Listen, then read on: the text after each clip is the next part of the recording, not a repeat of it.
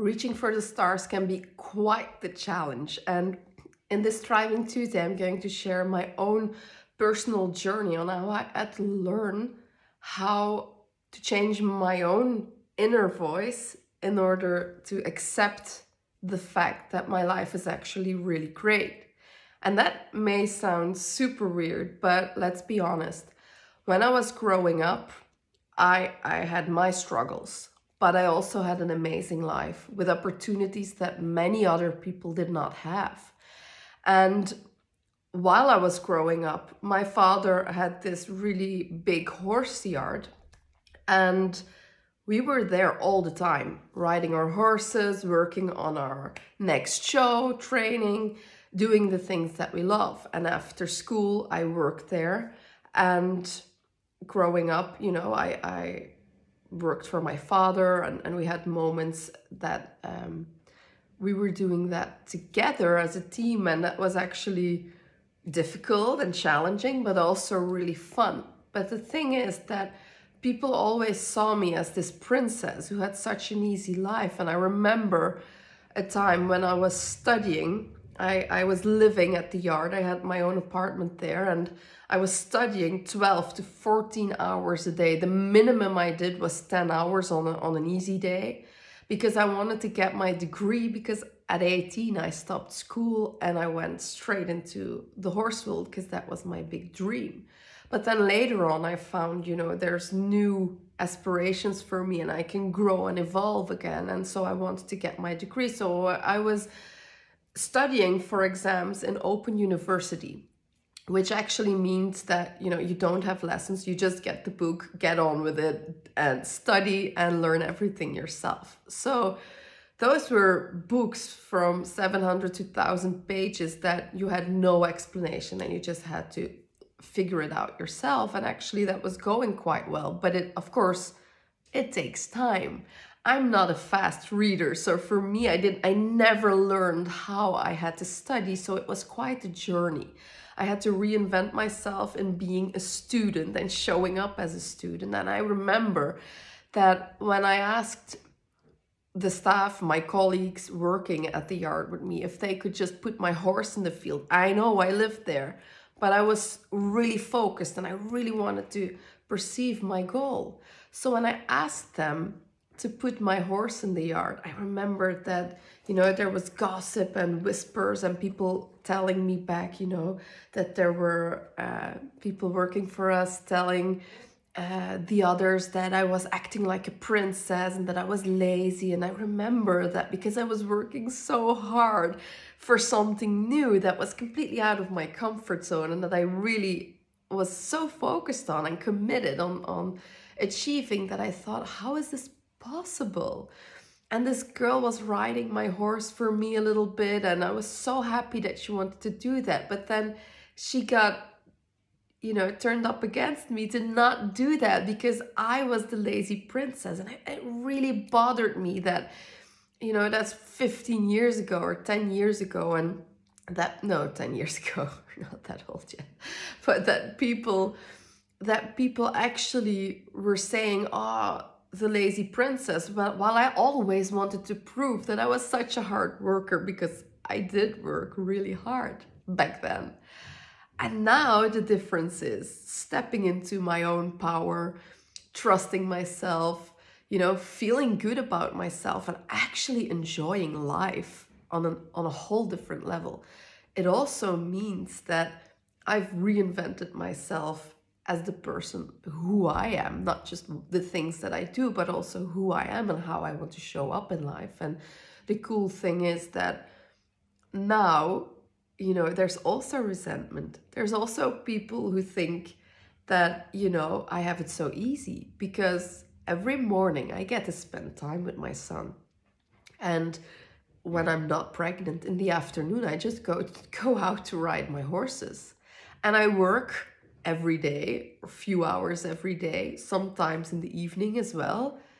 But it doesn't feel like work because I'm doing the things that I love.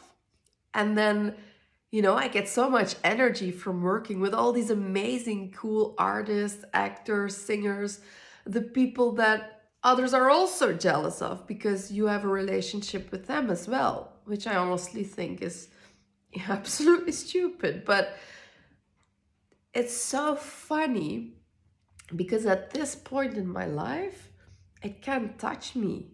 I really honestly don't give a shit if you think that I'm lazy or if I'm leading my life like a princess. I'll tell you more. I feel like a fucking goddess. I feel like this is my play yard and that this life is here to serve me and not the other way around. And I actually feel amazing about that. And I'm so happy that I can share this with you because I honestly want you to know and feel what I'm feeling and what I'm telling you, that it's not about proving how amazing you are. It's about knowing it for yourself and feeling it, that it's just perfect the way it is. And that it's okay if you rise above the mediocre or whatever the word is. I don't even know the word for that. But it's okay if you reach for the stars and rise above others.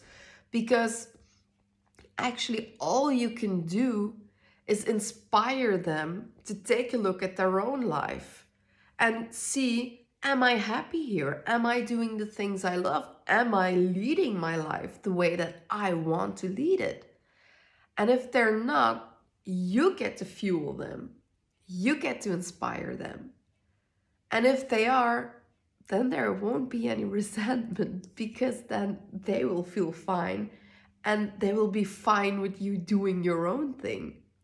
So that's the cool part. You just have to know that when people are jealous or envy you or say shit about you, which I know happens when you are, at that level of the stars and on your way to the stars as well.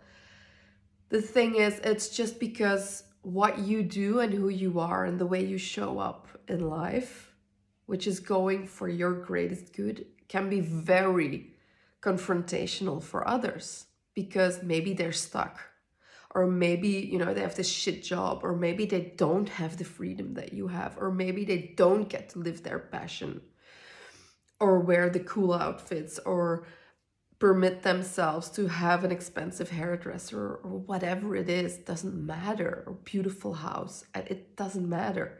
There's always things that people will be jealous of or can be jealous of. But it always says something about them because that's what you mirror out in them, and that's the resistance and the confrontation that they experience inside themselves that you've just triggered. But it's their story. It has actually nothing to do with you.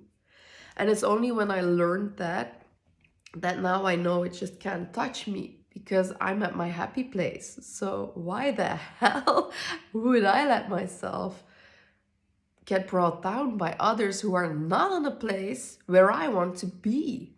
I just want you to know that if you want to listen to advice from others or really take in what they're saying, make sure that the people who are talking to you are actually at the place where you want to be at. Or that you know for sure that this is someone that you want to learn something from. Because that's what this is all about, getting lifted up by others. And by doing that, you are lifting others up. But you can never serve everyone. Why would you? That's not your job. You can just be you, step into your own greatness, reach for those stars, do your thing, be happy, and have fun in the process. But most of all, give yourself permission to really shine full out. And that's when you've reached them. That's when you know this is it. This is not just me at my top game. This is also me feeling happy, fulfilled, and the way it's supposed to be, like heaven on earth. That's why we're here, people.